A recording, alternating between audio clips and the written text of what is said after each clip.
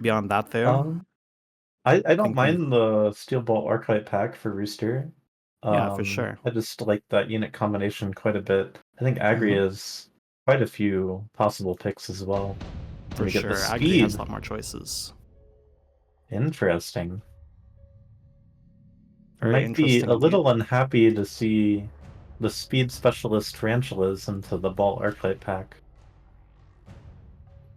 Yeah, I'm not sure if I'm happy about that one either. And Rooster is fortified, I believe, right? Yes, he is fortified and Agri is speed. I think usually when I have the speed specialist, I like to be playing aggro against defense so that I can use the speed to kind of walk at people's towers. Yeah, I agree But for it sure. looks like that's happening a little bit. I agree is deploying a little bit more mid-range with the tarantulas, not that close to the line. Um, Perhaps Agri wants some space between tarantulas and balls in the case that it is a headbutt, but we can see that this is not a headbutt. Rooster is going full standard deploys behind the tower with the steel balls. Yeah, I think you make a really good call out there. The Agri is very possibly positioned further back because he expects maybe a headbutt, and I think that not being the case is actually very disadvantageous to him here, even though he has speed, since it does mean that his speed specialist is being utilized like less in the best case scenario where if he was on the line, if he's like against like I don't know like storms or something instead, perhaps maybe he'd be a lot closer. But since he does not feel comfortable, he's instead forced to sack his positioning or risk being in a headbutt with his tarantulas exposed. His tarantulas are also quite centrally deployed. It is an Mm-hmm. asymmetrical deployment, but it's not favoring one side super heavily. It's still pretty close to the center here. It is indeed. Looks like he is being conscientious, perhaps, of Rooster's capacity to be on the opposite side, maybe, trying to protect his tower a little bit, hedge kind of, get it maybe a pull if he's lucky. Does go for the Phoenix, Yeah, looks like, on two. Pretty classic. I've seen a couple round two Phoenixes in my time. it's the perfect time to get a Phoenix, really. Indeed. And those Phoenixes, it's one of the core meta units right now, I would say, in all sorts of matchups. The Phoenixes just do everything you want them to. They'd have that long range damage, and especially in headbutts, which this is not a headbutt, you can get that charge shot technology for 200 credits to make the Phoenixes do 175% increased damage, which is an incredible amount of damage. Indeed. Meanwhile, Quite Rooster, insane. just turn to Wasp. Everyone wants flying units right now.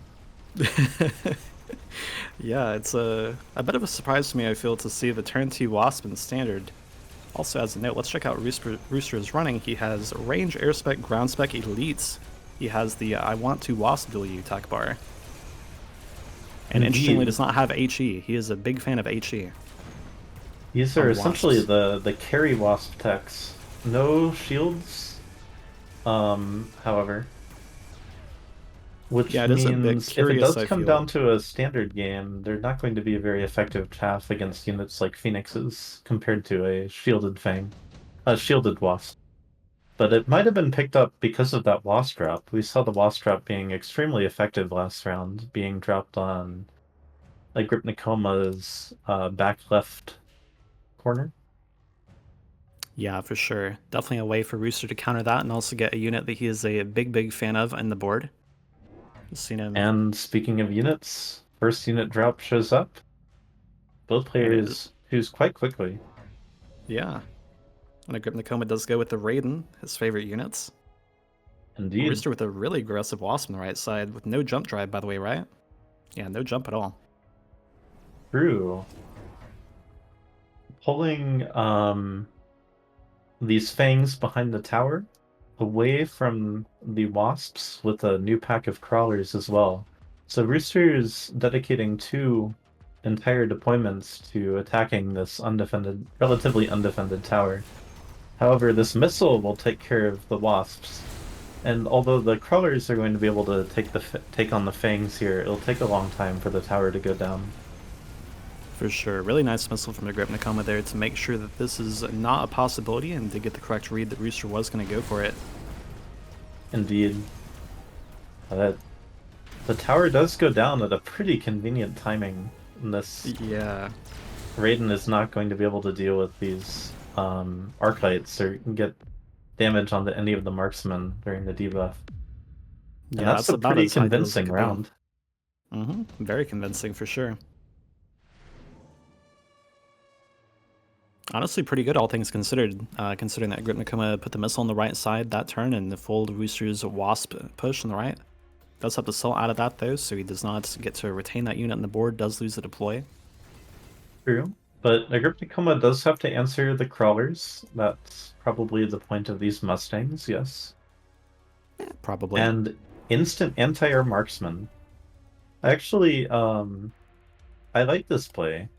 With the anti-air marksman, this Raiden is actually pretty hard to defend. It likes to sit kind of right behind the tarantula, and this might allow for some very early snipes on the Raiden. And it's also going to make it more difficult to click range on the tarantula. In fact, these tarantulas aren't really doing too much at this point. Yeah, for sure. One thing that's really interesting too here, by the way, about how what's currently happening on the board correlates to Rooster's style as a player is that one note of our notes in the dossier on him is that he always has a very wide board in terms of his techs. And Rooster currently on round 4 has 4 deploys of marksman and 4 deploys of arclights, 2 with each their own tech, has a wasp unlocked, has already sold a wasp on the right side, has his 2 starting balls as well. Obviously not too deep into the we're going super wide angle, but definitely feels like it fits him sort of seeing all these things. Yeah, and I'm worried about this Raiden. There's now nothing to sit in front of it, and it gets locked extremely quickly. Yeah, for sure. As you pointed out, the anti-air especially looking at quite good given that early lock. Also helps them clean up the Raiden quite quickly. And then once these beefy units are down, the Arclights have a very good matchup against the Fangs, Crawlers, and Mustangs. So Rooster, again, with a very convincing round 4 here. This could potentially be the end of the game next round if Agrypnocoma is not careful. Yeah, for sure. It looks like a really solid open from Rooster, and Agrypnocoma opted to go with a low tempo option for securing his flanks and clearing with the Mustangs, and it's really just not working out for him so far. But Bearleg might come in to save the day. Indeed. I mean, he does have to show up on exactly round 5 if we're concerned about lethal, but maybe Bearlight bails him out. Let's see. Yeah. Interesting. I agree with the double missile. I think one of those is a holdout from last round. Wants to make sure also, that this Farseer can get into the tower. And both of them insta took the Farseer from what I saw. Didn't even see what the other Yeah. options were. And both of them are interested in developing a new flank with the Farseer, essentially. For sure. They definitely both are in each other's heads here as far as the read on the play. Agri had that missile on 2, knew exactly what was up. Rooster's like, oh, I bet Agri's going to push this side. We're going to put this Farseer here. I think he just got the tower fort also. Maybe that was there earlier. And Agri's also kind of mirroring what Rooster did earlier with the crawler pull as well. Yeah, Rooster with the cheeky level on those flanking crawlers, but Agri missiles it out, doesn't want to deal with that. Very cognizant of the risk there. Oh, wait. Rooster changing his mind maybe a little bit. Fortifies the right tower instead and moves the Farseers back to the main army, where they're going to be trying to deal with some ranged Scorpions. Decided that Raiden baited out anti-air, now he can get rid of it, and get a new answer to the steel balls. Yeah, definitely like the play from Agri to just sell out of that Raiden against the anti-air marksman, although I'm not really feeling too great about it besides his tower take on the right side as far as how it looks with tempo. The tower take does look it's going to seal the round though. Yeah, the tower went down very quickly. It's a level 3 Farseer, does quite a lot of damage. Yeah, apparently that kills the tower in 3 shots. Yeah, exactly. Only 23,000 HP. That's... Yeah. The math does check out. Rooster goes the instantaneous skip, Agri being kind enough to let's take a look at the cards. Ooh, and maybe that Farseer XP really helping out Agri here. Almost all his units leveled up. Yeah, for sure. I think that's always such a good thing to highlight with these unit drops. If you take the big unit drop and it feeds, that's a bad day, man. Sometimes. Not all the time, but sometimes it's a really big deal, as you point out here. And I think in this And board, the Scorpion Trench levels are great. Maybe less great versus these Melters Rooster just built, though. yeah, but I'd say one thing that Rooster might struggle with a little bit is clearing all of these units on Agri's side. There's quite a few units of chaff over there. The Mustangs are also going to help chaff for Scorpions. For Um, sure. might be a little difficult for the melting points to lock onto relevant targets. Yeah, definitely. Maybe we'll see Rooster get like 2 early missiles here, maybe even 3 that could help him. Yeah, he's kind of going for this. This could help him get the insta-lock on the Scorp or the Tarantula and might seal the round for him. Otherwise, as you pointed out, he definitely might be getting stuck in the late Crawlers and Mustangs. His board really is very poor at clearing the back half of Agri's chaff. Yeah, I kind of wish he missiled the fangs if he was doing this though, 'cause since that is the oh maybe it's new. Maybe those fangs are new. I Yeah, can't they might remember. be. I'm not sure either. But you see them right directly in front of the melting point, so that is going to be the first thing that the melting point targets. For sure. You would assume that that would be the one that would get missiled if it was visible this turn to Rooster. Maybe he's just more afraid of the Crawlers. He does have the Arclight lined up perfectly against that one. Doesn't look like we're going to get the locks early enough, though, as you pointed out, so we're going to be stuck with clearing all these Mustangs and all these Crawlers before we're going to get anything done. Oof, and all the Archites are dead. Almost. Yeah, yeah, that's exactly what I was worried about with this board state, is if we don't get those instocks, let those missiles that he tried to go for, then this is what happens, right? It's rough. And now Rooster is also going to be at death's door.